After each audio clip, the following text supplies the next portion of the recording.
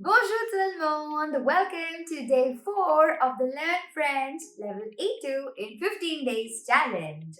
Today we are going to learn phonetics in French. As a beginner, it is pretty important for you to understand some common sounds of the language, and phonetics help you do the same. Using phonetics, you'll be able to speak French more naturally. Because when in Rome, you may speak as the Romans do, but when in other part of the globe, parlez comme un français. And I am here to help you achieve this. Hi everyone, I'm your friend Natanya and you are tuned into Language Fluent. Before we begin, I would like to tell you that at Language Fluent, we teach 16 plus foreign languages and also provide translation, interpretation, and overseas education services. To learn the French language officially, enroll for our course today. Link in the description.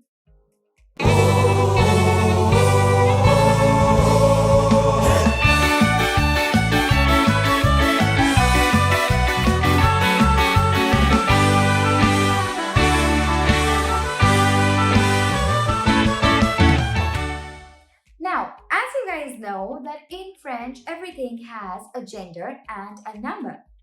To change a singular noun to plural noun, we either add a s or we add a x. But attention over here, the pronunciation may or may not alter itself. Today we are going to see some cases wherein the pronunciation remains the same irrespective of the fact whether the noun is singular or plural.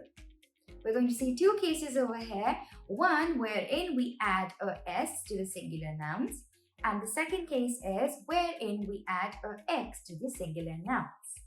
Let's start with case number 1. Un chien, des chiens. Now, as you can see, I'm adding a s to chien, meaning dogs.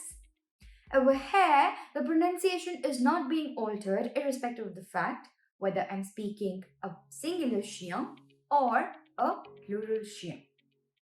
So it goes like un chien, des chiens. Moving on to next example. Un téléphone, des téléphones. Un téléphone, des téléphones. Now, as you can see, téléphone, that's your telephone, is having an S in the plural form, but the pronunciation is not being altered. Let's move on to the third example. Une table, des tables. Une table, des tables. Now, over here, table, or as in French we say, table, is feminine in French. That is the reason we are using une, whereas chien and téléphone were masculine in French. That's why we were using un. So, une table and des tables. Table is feminine in French, but the pronunciation is not being altered in the plural form as well. To identify whether we are talking about a masculine singular or a feminine singular, a masculine plural or a feminine plural object is with the help of determinants. Let's move to case number 2, wherein we add a x to a noun to change it into plural. Example number 1 is un hibou, des hiboux. Un hibou, des hiboux. Now over here, hibou, owl, is ending with OU, and we are adding an X to the plural form, but the pronunciation is not being altered. Moving on to the second example.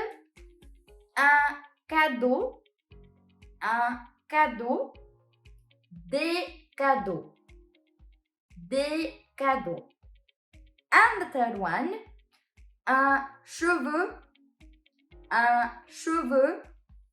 des cheveux, des cheveux. Moving further to plural of verbs. As you guys know that in French, we have 6 subjects. But the third person singular, il, elle, and the third person plural, il, elle, are pronounced in the same way. However, the conjugated forms of the verbs may or may not be pronounced in the same way. Let's have a look. Now suppose I talk about the verb danser, which means to dance. It is written in different forms for third person singular and third person plural, but it is pronounced in the same way. Let's have a look. Il danse, elle danse. Third person singular. And when we have it for third person plural, we have il danse, elle danse. You see, there's a difference of spellings, but the pronunciation remains the same. Let's have a look at another word. Manger, which means to eat. Il mange, elle mange. This is for third person singular. And for third person plural, we have il mange, elle mange. You see, exactly the same pronunciation. Let's move on to the third case for the verb dormir. Il dort, elle dort. Third person singular. And for third person plural, we have il dorme, elle dort. You see, for dormir, we have a change in the pronunciation. For third person singular, it's dort. Whereas for third person plural, we have a m sound at the end, and that is dorm. Let's move further. Moving further to the letter H. As you guys already know that the letter H is silent in French, or as we say, mute in French. Let's have a look. Un hibou, no pronunciation of H. Un héros, again the H is silent, quite similar to the English word honest, wherein the H is silent and we have the pronunciation of the vowel O, honest. But what happens if we have an H in the middle of the word? The rule is quite simple. It still remains silent. It acts as a divider, as a separator of the word. Let's have a look. Un véhicule. Un véhicule. As you can see, véhicule has the H in the middle. I'm not pronouncing the H. There is the pronunciation of V and icule. The separator is the H over here. So, un véhicule. Moving further to the letter U. U's pronunciation depends on the next alphabet. Let's have a look. Une queue. Une queue. That means the tail.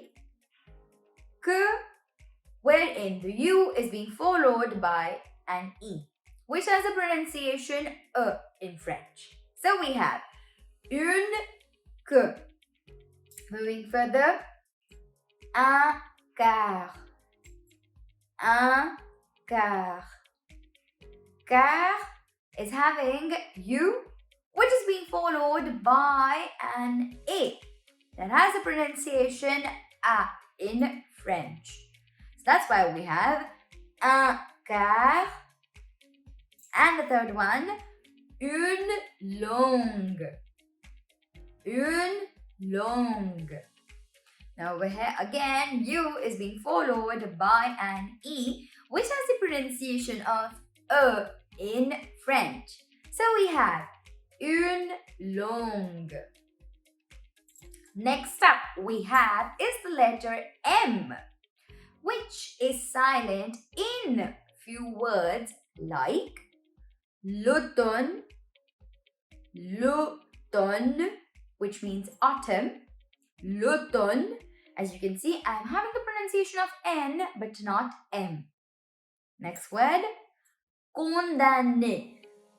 Condamné. Over here, M is not being pronounced and we're having a little focus on A and N. Condamné. Next up we have is what happens when E is preceded by a Y.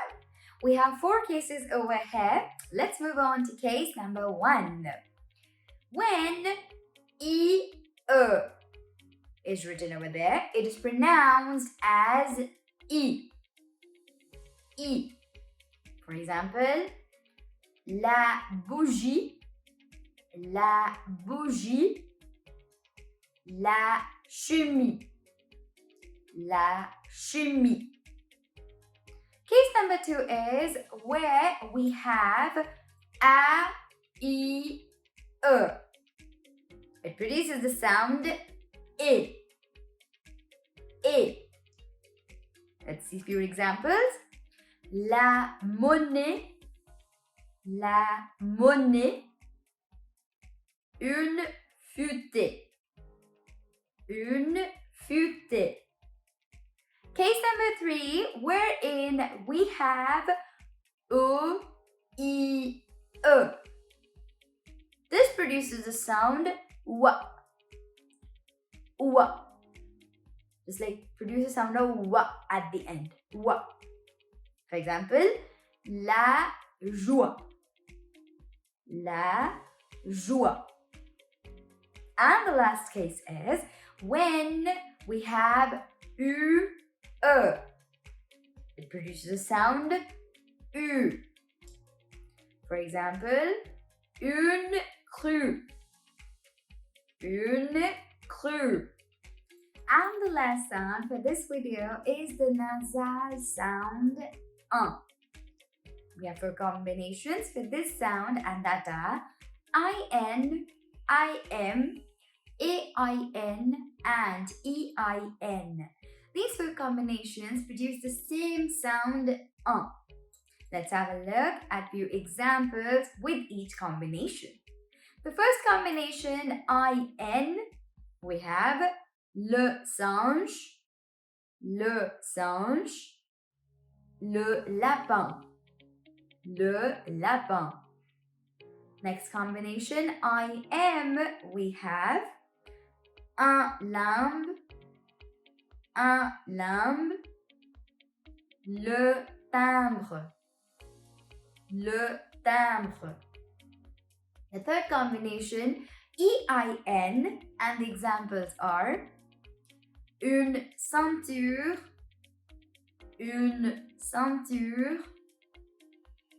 peindre, And the last combination, AIN, the examples are un pain, un humain, And now, if they're clear to you, let's move on to a small exercise. I'll be showing you the object in my hand and you have to tell me what it is called in French. Remember, you have 5 seconds to give your answer. And now, let's put these phonetics into practice. I am going to show you a few things on the screen and you have to tell me what they are called in French. As you guys already know the drill, you have 5 seconds to answer, and the first object is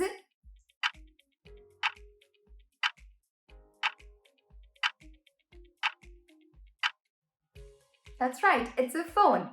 And in French, it is called le téléphone. Le téléphone. Moving on to the second object, we have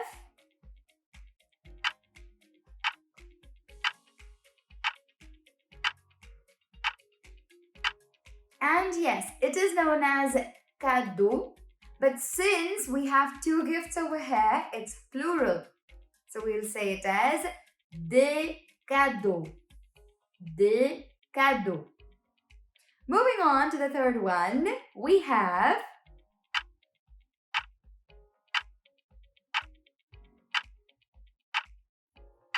Yes, it's a candle, which in French is known as la bougie. La bougie. Moving on to the fourth one, we have, oopsie, it's upside down. Yes, that's money. And in French, it is known as la monnaie. La monnaie. And the last one we have is,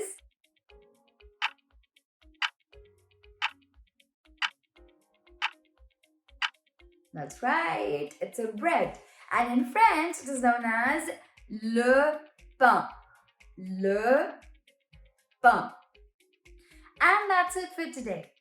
I hope you guys understood why certain words sound the way they do in French. And using what we learned today, I'm sure that you guys would be able to practice your French more naturally. Coming up next in our series is imparfait, that is another type of past tense which helps you to describe things and actions that have happened in the past. If you liked our video, drop us a like. Also, we would love your feedback. Let us know in the comments what you learned and what else you would like us to make videos on. And for more such videos, subscribe to our channel and tap the bell icon.